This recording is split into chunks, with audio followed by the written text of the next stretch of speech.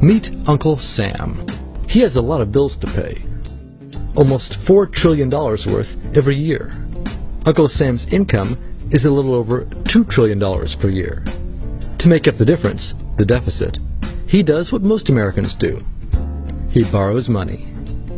When Uncle Sam takes out a loan, he calls it a bond. Bonds can be held by banks, investors, or even foreign governments. Uncle Sam has to promise to pay interest on these bonds, just as you do on any loan you take out. Ever think about paying your mortgage with your credit card? That's exactly what Uncle Sam does. He takes out new loans, new bonds, so that he can make payments on the old ones. All those loans, and especially all that interest, adds up. Right now, Uncle Sam owes about $14 trillion. To put that in perspective, 14 trillion is about the same as the national GDP, the total value of all the goods and services produced by the American economy in an entire year. It's such a huge amount of money that Uncle Sam is starting to run out of people to borrow from, and he's having trouble just paying the interest on his loans. The obvious solution would be to either cut spending or increase taxes. But if he cuts spending, the people that he's spending money on would complain that they don't have money to spend, and that he was hurting the economy. If he tried to raise taxes enough to close this gap, not only would people definitely have less money to spend, he'd probably have riots on his hands. So Uncle Sam chooses the easy way to make money. Just make it.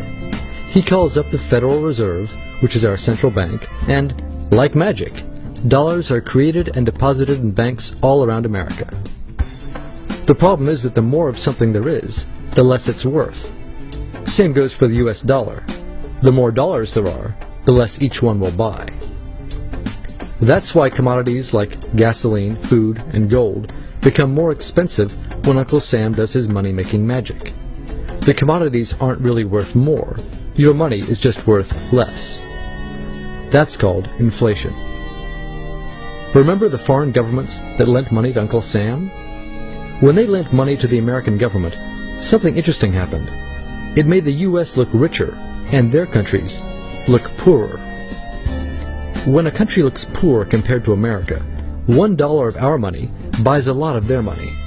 So they can pay their workers only a few pennies a day. With such low labor costs, they can sell their products in America for lower prices than any American manufacturer can. The easiest way for American companies to compete is to move their factories overseas and pay their workers a few pennies a day too. This contributes to a recession. Americans lose their jobs, stop paying taxes, and start collecting government benefits like Medicaid and unemployment. This means that Uncle Sam has even less income and even more expenses. At the same time, the people who still have jobs are desperate to keep them, so they tend to do more work, but not to get paid anymore. When your dollars are worth less, and you're not earning more of them, that's called stagflation. And this is why Uncle Sam is in a catch-22. He can't raise taxes or cut spending without making the recession worse. And he can't have the Federal Reserve create more money without making inflation worse. For now, he can keep borrowing money, but since he can't even pay the interest on the loans he already has, it just makes his inevitable bankruptcy even worse. Whether it's in 2 months or 2 years, the day will come when Uncle Sam can no longer pay his bills. When that happens, the banks, investors, and foreign governments who are counting on that money won't be able to pay their bills. You see, just like Uncle Sam, governments, banks, and corporations don't actually have much money.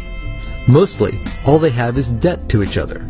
If one link in the debt chain stops paying, defaults, the whole thing falls apart.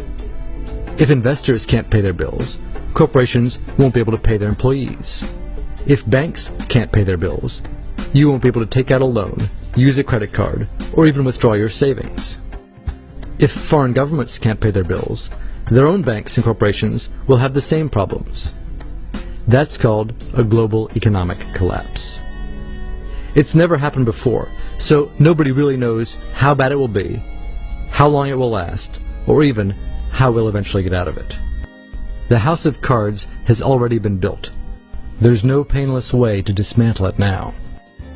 All we can do is to educate each other about what's actually going on, and to prepare for what may be very extraordinary circumstances.